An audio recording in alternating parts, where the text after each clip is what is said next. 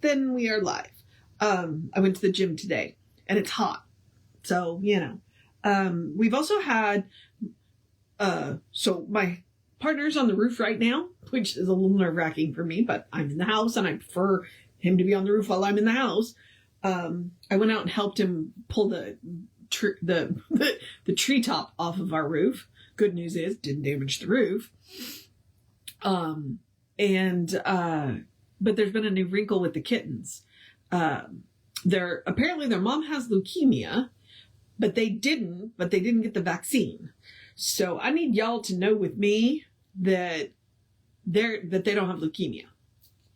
We're going to go get ours vaccinated today. And when they come in to the house, we just need them to not have it. And then we'll get them vaccinated against it or whatever we have to do. So yeah, been a bit of a thing. So, and I don't really want to back out on this because they're super cute. They're super adorable. And this woman needs to get these kittens out of her house. And placing leukemia positive cats is hard. She's already overwhelmed. So, all right. Here we are. We're doing Living the Science of Mind. We are in the healing section. Let's do the housekeeping really quick and then we'll get into it. Which all the housekeeping is me reminding you that that we are Creative Life Spiritual Center. The website is creativelife.org. The constant contact email is info@creativelife.org. If you will email that, then you get one email a week unless something unusual happens. We do live in hurricane country. The hot links are hot, meaning if it says click here now, it means it. It'll take you right to the information on the person that can help you get it. And it is a blind CC. Why that is important is it means nobody sees your email. Nobody will get your email from us. Okay, so it's a pretty safe thing. All right. And then the last thing is the social media. Why do I mention the social media? Because we do not monetize the social media. We don't pay them. We don't ask you for money on the, like the stars or what have you. We don't monetize it because we don't want to deal with the ads any more than you do. So what we ask instead is that you engage with the pages, like, follow, subscribe based on which platform you're on. And then with the individual posts, go ahead and engage with the posts. React. You can like, love, wow, or, whatever the platform you're on lets you do. And, share and comment on them. It bumps us in the algorithms and we'd appreciate it. All right. And it doesn't cost you anything other than, a click and a little, maybe a little bit of time. So that is the housekeeping. So I've talked ad nauseum about my pet theory. Living the Science of Mind is because people had questions. They read the textbook. They came to the lectures. They had questions. So there ended up being an at-home course in the back of the Science of Mind magazine. It was 48 lessons, which they did end up buying. You can get it. It took 6 books to get this at-home course. But that's where these essays were drawn from. All but 2 of them. Like I said, I think people had questions. This is Ernest answering the questions. So, and today, apparently he's going to ask the question about doctors, psychologists, and metaphysicians. And basically he's going to tell us to stay in our lane, but that in the end, that we should work together. I'm reasonably certain that I've read this article before. But he's going to say, look, we have a part to play. We can contribute to this, but we also need to make sure that we stay in our lane and get out of their way. So I'm pretty sure that's what this article is about. So the doctor, the psychologist, and the metaphysician. When the physician and the metaphysician come to understand each other better, they will cooperate with each other. It is self-evident that each is seeking to alleviate human suffering. No intelligent person would deny the need for physicians, surgeons, and hospitals. On the other hand, it's generally agreed that a large percentage of our physical troubles are mental in their origin and that all have some relationship to mental processes. It is important, then, that we understand and appreciate the work of the sincere metaphysician. It is not at all probable that the psychologist can take the place of the metaphysician. For just as the healing of the body without an adjustment of mental and emotional states is insufficient, so is adjusting the mental and emotional states without introducing spiritual values will be ineffectual. Hence, there is an important place for the metaphysician, and their cooperation should be sought. I'm not sure doctors and psychologists are doing that in the West, but they do in the East. And that is one of the things where I think the Eastern medicine has over the Western medicine, is they do body, mind, and soul. And that is what Ernest is arguing for. If you want to affect true healing, you got to do all three. All right. In the early days of spiritual therapeutics, it was believed that a practitioner could not successfully treat patients if they were being attended by a physician. See Mary Baker Eddy. Or if they were using material methods for relief. Now we know that this was based on superstition. We no longer give it any serious thought. The metaphysician feels it a privilege to be called upon, or be called into consultation with a physician or with a psychologist. They have learned to appreciate the fields of medicine and surgery. The day is certain to come when the field of medicine will recognize, deeply appreciate, and gladly cooperate with the metaphysical field. I think we're still waiting. Such cooperation is far more common even today than the average person realizes. When the metaphysician stops denying that their patient is ill, they will find a greater inclination towards cooperation from the medical world. Today, the physicians recognize the power of thought in relation to the body. All realize the dynamic energy of the emotions. Just as psychology and psychiatry have been introduced into the medical world, soon the metaphysical field will be gradually understood, accepted, and appreciated. I mean, hospitals do employ chaplains. They do understand that they are important, and chaplains are not just there for trauma and death and dying. One of the jobs that I had looked at was a chaplain, but they were for the hospital staff. You know, so they kept a chaplain on staff for the hospital staff to go and talk to. So, you know, it is out there. Already, there is a tendency among many psychologists to affirm the necessity of a spiritual life. The spiritual values must be introduced into the healing art, and who is going to meet this need unless it be the metaphysician?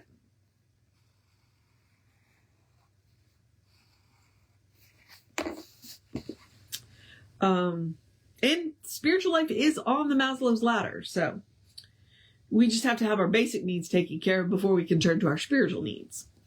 In our experience here at the Institute of Religious Science, we have been most fortunate in this connection. Our practitioners have had the opportunity of cooperating with many leading physicians in our community, and this experience has been happy and beneficial to everyone concerned.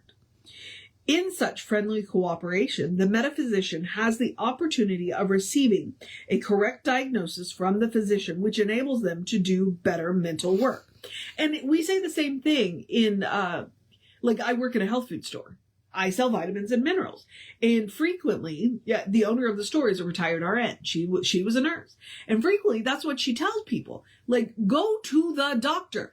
Get a diagnosis. Once you have a diagnosis, then we can better tailor our suggestions to you. We got to know what we're dealing with. Otherwise, we're shooting in the dark, just like you are. Okay.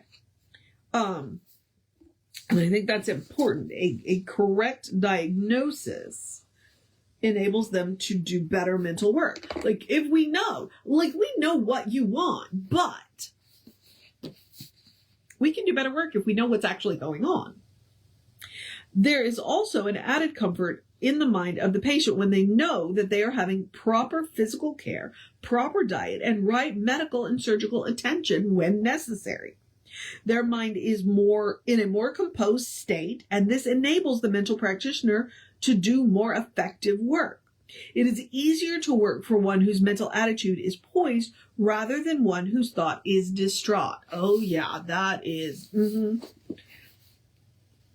that is much, because sometimes it takes a couple of sessions to get to the root of what it is that the person actually wants when they are distraught. Frequently, when they are distraught, they know what they don't want. They don't know what they actually want. Okay. If a patient must undergo a serious physical operation, what is more important than that their mind be at peace? This alone would reduce the element of risk. Progress is inevitable, and cooperation among right-minded workers in the healing arts is certain. Let us do all that we can to remove superstition, intolerance, and bigotry, which are the result of ignorance. All should unite, not only to alleviate physical suffering, but insofar as possible to remove its cause. If much of this cause lies hidden in the realm of mind, then surely those who are equipped to work in this realm are contributing their share to the meeting of a human need. Whew. Okay.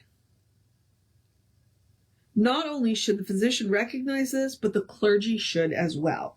And religious institutions should have a department for this purpose. Religious institutions should have. Okay. The reason that this is not already taken place is that few such institutions have recognized the possibility of this work. When it is more thoroughly understood that trained workers in this field should be recognized as professional people entitled to compensation for their services, then something very interesting will happen. This has already been done in some religious institutions, but many have not yet recognized the necessity of making a definite profession of the practitioner's healing work in order that people will give their entire time and attention to it, just as physicians and psychologists do. We look forward to the day when there will be full cooperation between the physician, metaphysician, and religious leader. When the misunderstanding and superstition which separate these three fields are removed, inestimable good will be accomplished. The dynamic energy of spiritual conviction can be definitely used for the purpose of healing. But this should be done by trained workers who must be compensated for this work if they are to give their entire time and thought to it. Someday, this more or less embryonic vision will become an actuality, with the physician, the metaphysician, and the psychologist, and the clergy people all working together for the common good, each in their own field, each cooperating with the other. Today, wherever the inclination towards such cooperation is manifest from any pulpit, that church is packed with eager and expectant people ready to support the institution, which is bringing them this new hope through a restoration of faith. Yeah, like I said, I think people had questions. And so that's where Ernest was answering their questions. Because, and I did say see Mary Baker Eddy, and yet the Christian Science were very effective at spiritual mind treatment. They were very effective. I don't know if they still have that stance on you can't have a treatment and go to the doctor. Science of Mind was not that.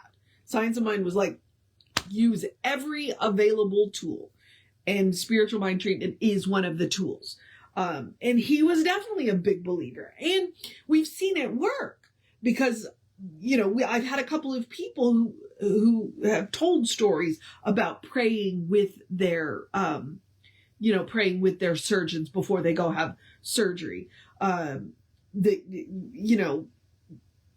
it was interesting for me because Betsy tells the story all the time when her husband had that valve replaced. Because he was, I don't know if he was in his 80s or maybe he was in somewhere in his 70s, so, and in your 70s, that's a risky surgery, but he would have died without the surgery.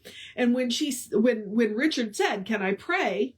The doctor's like, I never do surgery without praying first. He probably doesn't normally pray with his patients, but in this case, his patient asked him to, but then the surgeon said, I never do surgery without praying.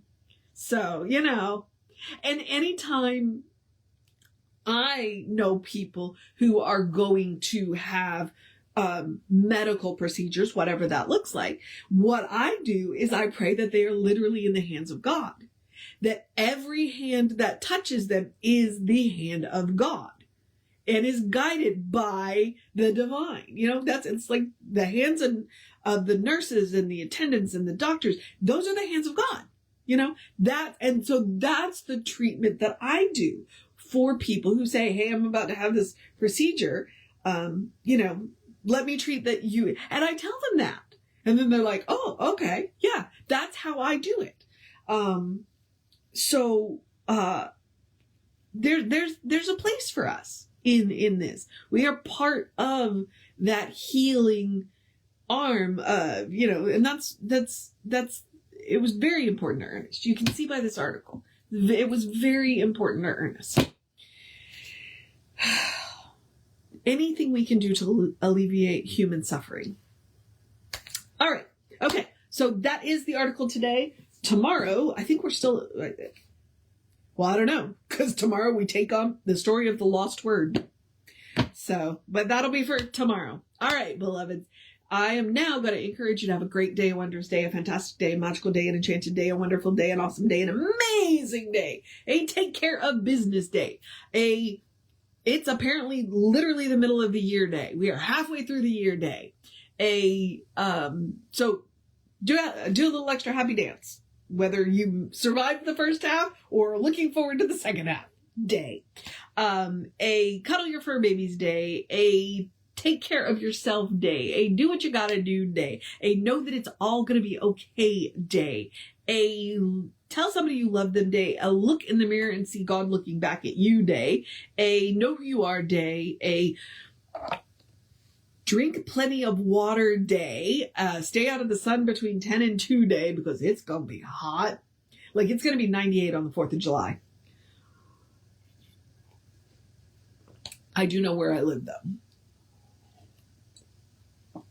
A enjoy it day, a good day, and if that is too much pressure, because occasionally it is, I get it. Simply have a day. You are enough, just as you are. You are a beloved expression of the divine. You are spirit in motion, God in action, a beautiful masterpiece and a work in progress at the same time, a brilliant light and a divine spark. And as Reverend Jesse likes to call us, you are a godling. Explore the truth of your being.